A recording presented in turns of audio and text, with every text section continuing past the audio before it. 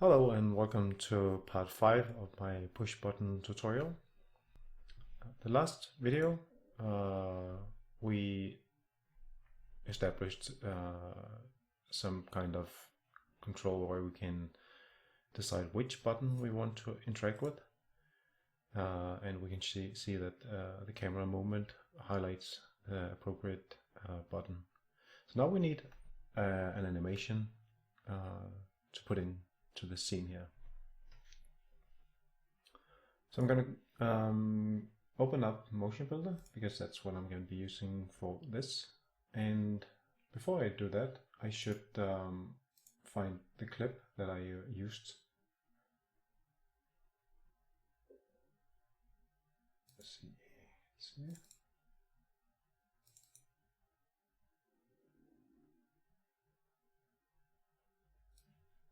Okay, and I have a number of clips here. So the one I want to be using for this one, I have a number of takes I did, some turning and some pistol equipping and stuff.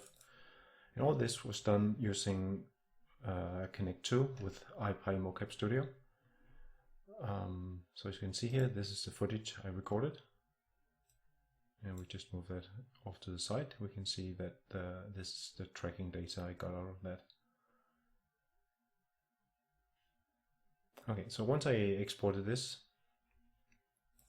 I got a FBX file, and I'm gonna start off by opening up my template. I've been using this several times in other videos. Excuse me. So if you wonder what this is, this file I'm opening up here, should go check out some of my other videos. I can't really recall exactly which one, but I have built this and also made this available as a download somewhere else. So if, in case you want to follow along, you should first go ahead and get this. Actually, what I'm going to do is provide a link also in the description for this particular file here. Just going to be a little bit easier. Anyway, I'm going to motion file import that clip that I just showed. So it's called push button and pickup, and merge this. Right.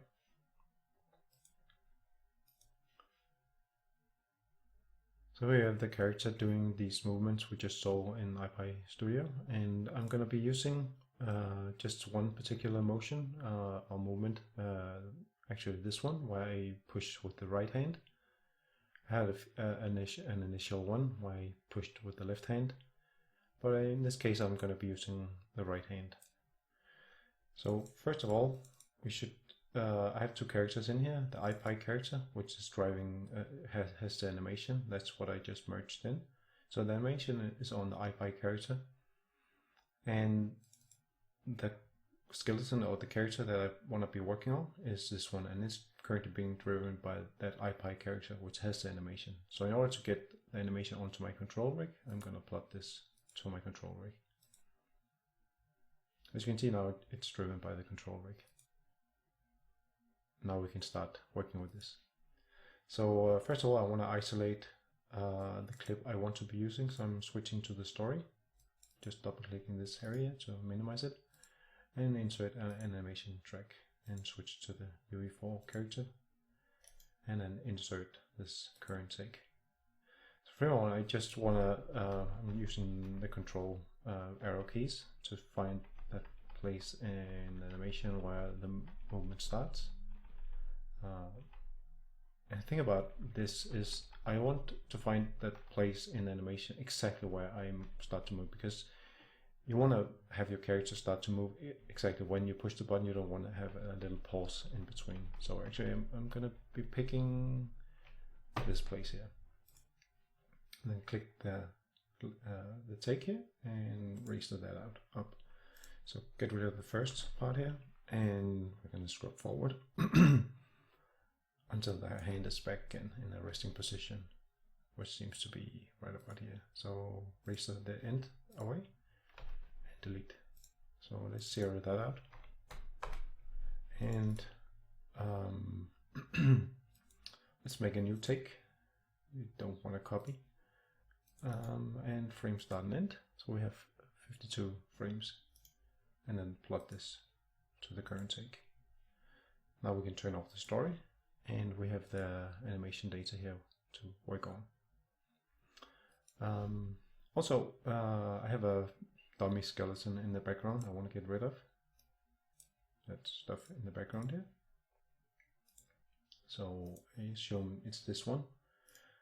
You can actually see that if you select something, you can see that it highlights this one. So that means it's something along this branch here that's showing up in the background. So select branch and create a group, and then hide that group. So there you go. Now it's not in the way. Okay. So from here on, let me just rename this take here, so it's just a little bit easier to tell them apart. And like this. As you can see, this also changes the name up here. So we have a few things we need to do here. First of all, I want this animation to start with in the same pose as in the third person idle animation. And if you're using a different set of animations or idle animation, you want to at this point get your idle animation exported.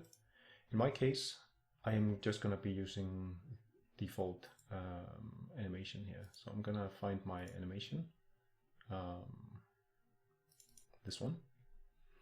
And basically what you want to do here is just to export that animation. So right click here and go and export that. I already did this, so I'm not going to do it again. But I'm just going to import that animation. So I have it saved here.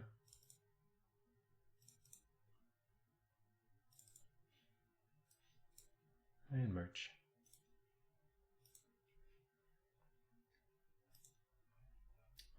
So this creates a new take, which currently doesn't show anything, and that's because we are looking at the UE4 mannequin character, which is controlled by the control rig. But what we just loaded up was animation data for the IPy character. So that's the set of bones that match this. So I'm gonna switch to character, and it has already IPy character selected. You can only select this one. So when we now play the back animation, we can see we have the UE4 idle animation here.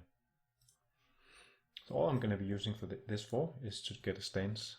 So I'm going to switch the pose controls and add a stance here. I'm just going to add this one. I'm going to be using this stance only to put my character in that same starting position. So first of all, I'm going to switch to anim layer 1 and select just, right now my control rig is not active, by the way. So I actually made a little mistake here. So let's get rid of that first and do it again. So go back again. Make sure to plot this to the control rig, otherwise we don't get anything. And then make this copy here. So now we have the control rig active again, and we have this pose for the control rig. So we are back again on anim layer 1. Make sure to select just one joint. I usually just, when I do this, select the pelvis, but it doesn't matter really which joint you select or effector you select. When you're on full body, it doesn't make any difference what you select. So turn off the gravity and the rotation and the translation. So that means whenever if I had my character at this point here, and he was standing, right, I have pinning, so unpin everything. If my character was out here at this take here, and I double click this one, it will popping back exactly where that post was taken from. So that enables me to get that exact same position, starting position as I want. And then I'm gonna hit S on my keyboard to set a key. In case you use a different keyboard setup, it may be K. But I use, as far as I remember, it's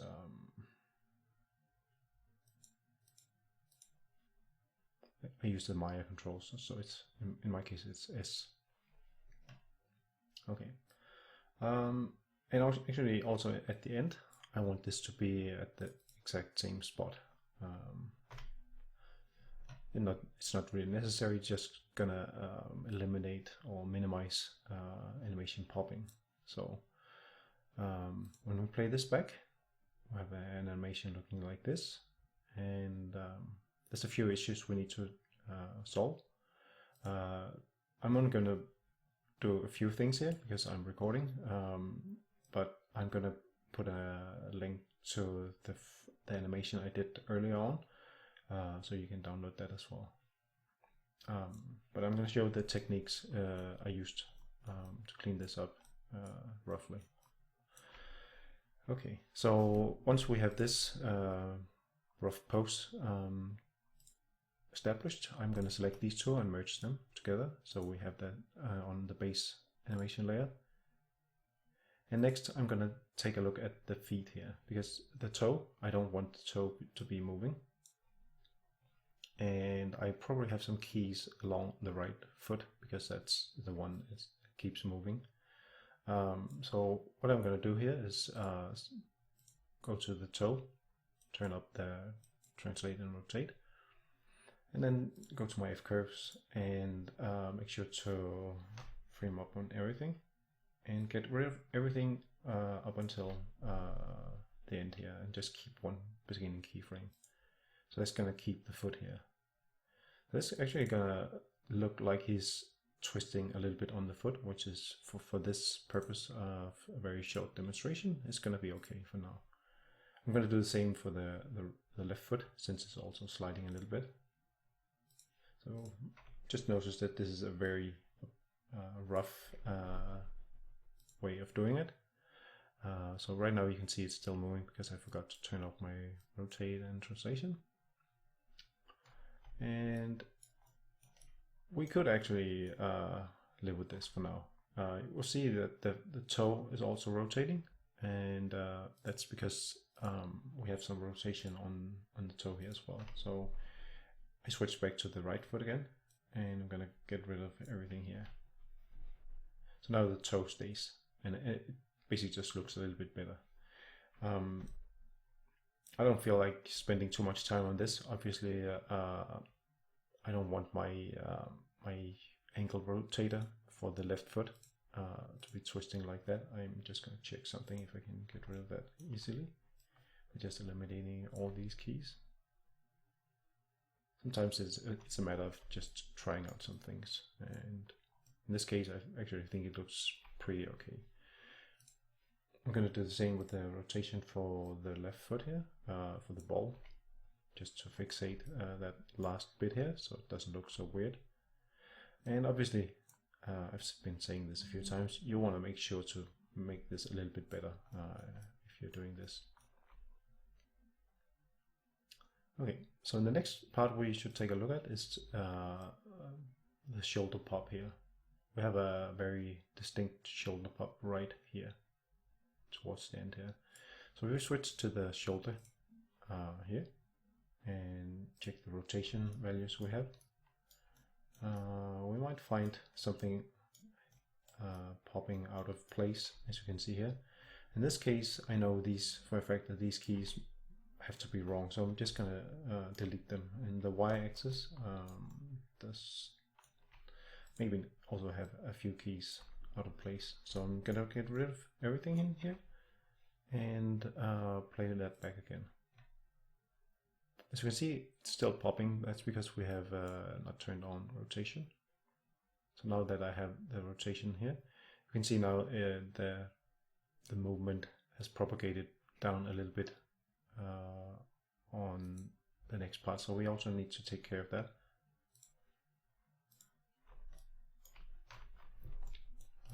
So moving on this part here, I believe it's usually when I do this, I have a separate window open.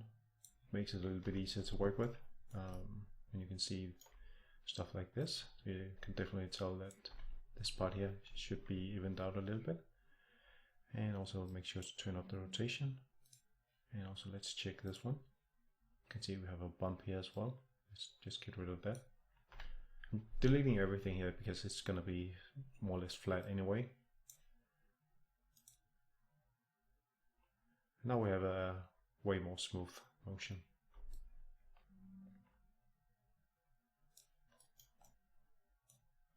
Okay, so let's say we are happy with this at this point. Let's go ahead and fix the hand a little bit, because right now it's just this dead flat hand here. So I'm going to add a new animation layer 1. And what I like to do here, I'm on full body mode. I could also do this on body part, which in this case, when I have my hand selected, it's going to be from the hand up to the shoulder. But in this case, yeah, I usually use full body unless I have a particular reason not to. So I'm going to set a key at the beginning and a key at the end, which is going to guard the end, begin and the end pose. So if you sit down and try and reach out and push something, you will notice that, if you stand up, you'll notice once you raise your hand above your waist, about something like here, you're actually going to start to curl up your hand. So in this case, I'm going to set a key here where the hand is going to be relaxed, and I'm going to try and just say at this point he should be having his hand curled up completely, and it should be relaxed again about here. Okay, so at this point here, we want to adjust the hand position a little bit. So I'm going to switch to the rotate tool. I like to switch to local when I do this. And obviously the hand looks twisted a little bit. So I'm going to fix that up a little bit. Something like this, maybe. And also straighten up his index finger. Like that. Okay. And for now, I'm just going to be selecting these 3 fingers and then just curl them up a little bit. As you can see, it creates a little bit of a weirdness with the finger joints angle. Let's zoom up on that. As we can see from the back here, they end up turning a little bit weird. So what I'm going to do here is just going to swing them in a little bit so they align up a little bit better. But actually this is not something you will notice really, so it's not that big of a deal, I would say.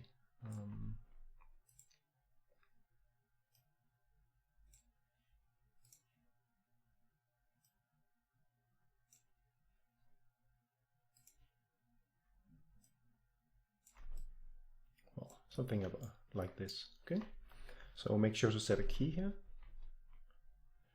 and that's interesting. He just popped back. Maybe that's because I didn't have my rotation here, and I probably also need to turn up rotation for this.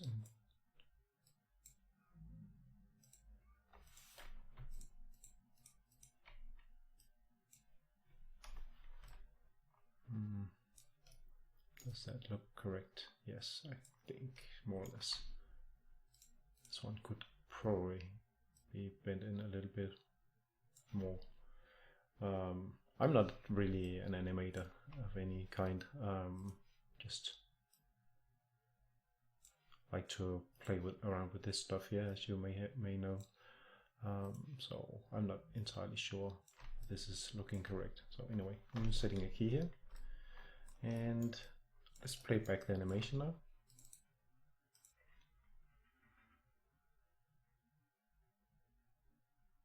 So I noticed there's a little something going on towards the end here. I'm not entirely sure what that is. He's doing some weird things towards the end. This is really strange. Just gonna try and delete this one.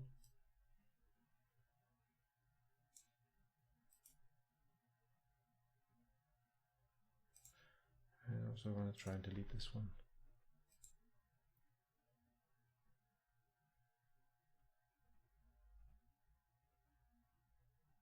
That's weird. Okay, anyway,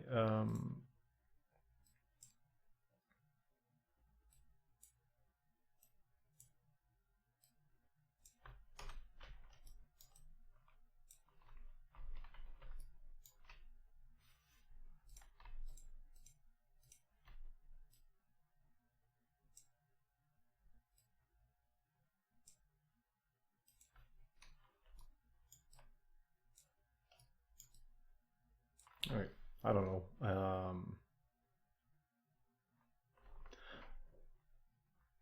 I would keep these off. I'm not. I've never touched them, but I just noticed that they moved when I adjusted the position. And in this case, I don't really think it's that big of a deal. So for now, I think this is going to be okay. Actually, I just noticed that my foot is now sliding around again, both the left and the right. So I'm just gonna make sure to fixate them again. And that's probably because I have full body mode, so whenever I adjust my pose, it may cause some slight variations. So changes. So anyway, back to my toe, and as we did before, get rid of everything except the first key.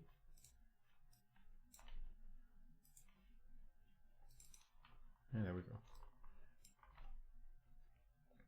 All right, so it does, I realize this looks a little bit stiff right now, but this is just a few minutes of work. So once this is cleaned up a little bit more, I'm sure it's going to be looking somewhat better. One thing you could actually do in order to get this to look a little bit better is, because I just noticed that the other arm is shaking a little bit. So I'm turning up the rotation and I'm going to select these. So actually the shoulder, the elbow, and the hand. And I'm going to go to filters and run smooth, peak removal, and Butterworth, and then try and check if things look a little bit more fluid. It's still looking quite weird and stiff, but for now it's gonna serve the purpose of this animation here. So I'm gonna plot everything. That's gonna put the keys where they are showing, and I'm actually just gonna plot this to my skeleton so we can export this. And from here on, I'm going to select my UE4 from a scene here, my UE4 skeleton, which is currently hidden, I believe. It's probably hidden somewhere. Here it is. Nope. Select branches. Oh yeah, here it is. So select this one, and don't need to deactivate it. I just wanted to show that it was there.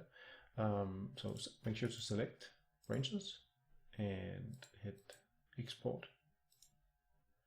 And let's save this to the desktop and call this button push animation. And deselect everything except the push button and this one here, this take. Okay, so now we're done inside MotionBuilder. Let's go back into Unreal Engine. I'm just gonna pick this location here and import it from my desktop. Push button in.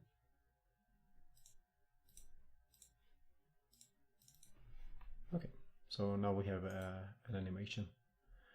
Actually, one thing I forgot to do, which I kind of want, is to speed this up a little bit, because I think it's a little bit looking a little bit boring. So let me see how much time I have. I have 25 minutes. Actually, I'm gonna do that off video, but just so you know, I'm gonna speed this up a little bit because right now I have 53 keys and I want to break this down to like 40 keys maybe, if I can get away with that. So anyway, stay tuned, and in the next video we're gonna start putting this animation into the scene here. Okay, so until next time, bye bye.